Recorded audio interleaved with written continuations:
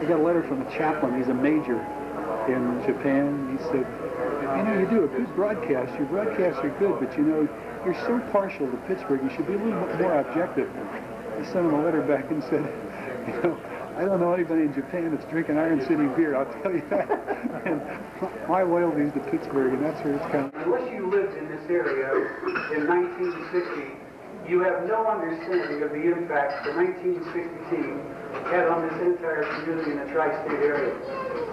They were thirsty for winners. Nobody has won here since 1927, when the Pirates won the National League pennant and were knocked off 4 straight games by the Yankees.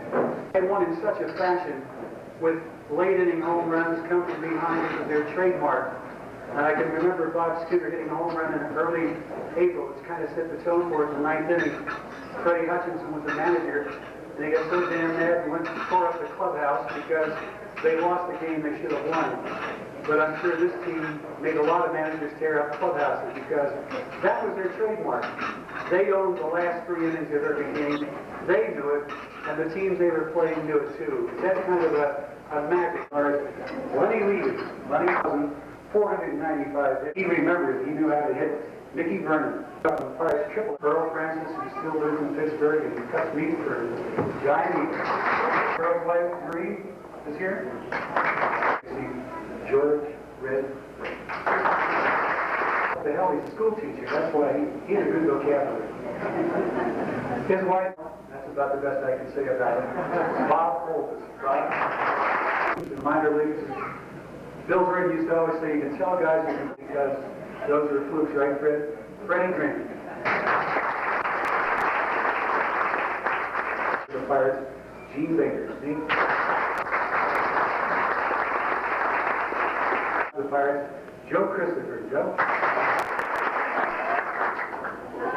Let's say he was on those famous Dodger teams in the 50s with Robinson, Campanella, Reese. Tough lineup to get through, I'll tell you that. Sent him a telegram and said, Judas Priest, you're good. And if you don't know about Judas Priest, Brent Rickey was the guy that started him, and it is Clem Levine. Clem finished the 60th season with a 3 Schofield.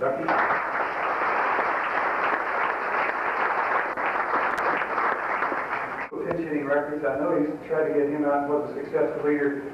He's a great left-handed hitter, Smokey Burgess. The Pirates in 60 had depth there.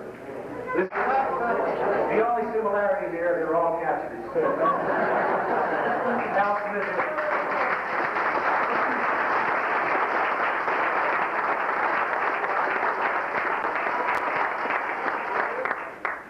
This guy spent a lot of time in the minor leagues as an MVP in the and they did.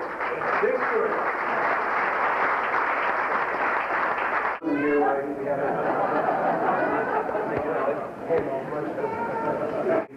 Only pitcher to throw a major league no-hitter for 12 perfect innings rather. He won the big guy, Harvey Hanks. Interviewing people, right, was asking them before the series started, who do you think the league and water for me it would be 90? That was that cheap ballpark in Sportsman's Park. Only helped 60. A great guy to have around too, Bob Skinner. Talking about that, he's White Jones.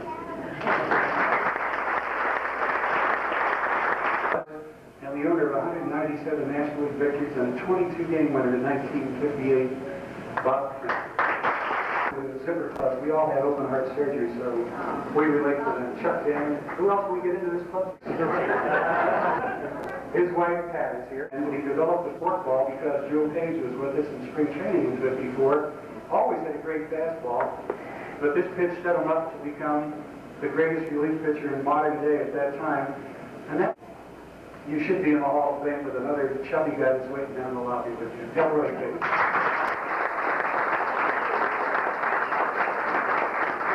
And I do know how many saves he had. It was 190, the bad ankle that he had. And glad to know him as a good, close personal friend for his law. And his lovely wife, Anita.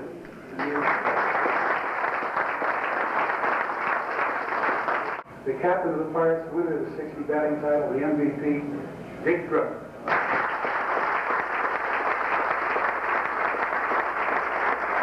That passed away this past year. And, We're sorry if that's a loss of work. Celebrity status comes to this guy simply because of one game. He played 17 years, 2,163 games, most double plays in the season, 161, most chances lifetime by a second baseman, most double plays by a second baseman, most games lifetime by a second baseman, most assists lifetime by a second baseman. He made only 203 errors in 17 years with 11,000 chances. You go out in your backyard and throw with your kid, and you're going to drop 10 of those 20, and that's what he's known for, is this. What the hell is that? That was one game. Anybody can get one game, but the hardest thing about this game is grinding out 17 years and doing what this guy did for 17 years. He belongs in the Hall of Fame just because of that.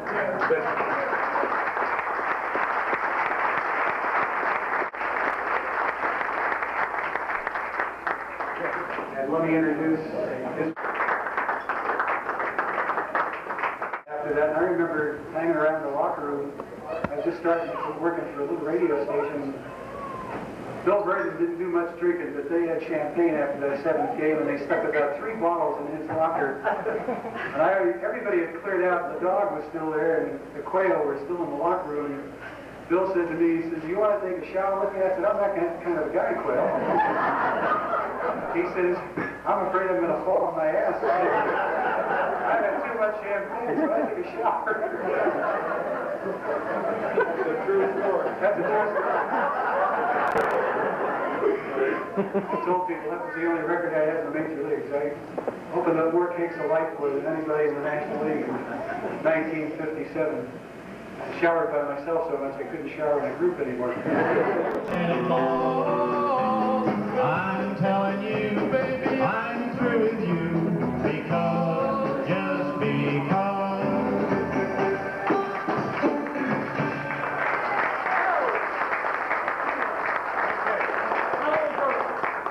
One was when you left me. I never knew that I could hurt this way. Heartache number 2 was when you come back again. You came back and never meant to stay. Now I've got heartaches by the number, troubles by the score. Every day you love me less, each day I love you more. Yes, I've got heartaches by the number. I know that I can't win, but the day that I stop counting, that's the day my world will end. And then you say hello. I could hardly speak. My heart was beating so, and anyone could tell. You think you know me well. You don't know me.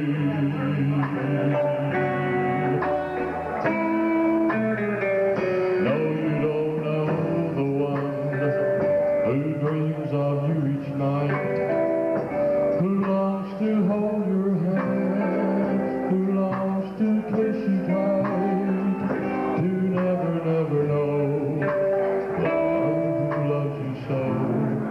No, you don't know who.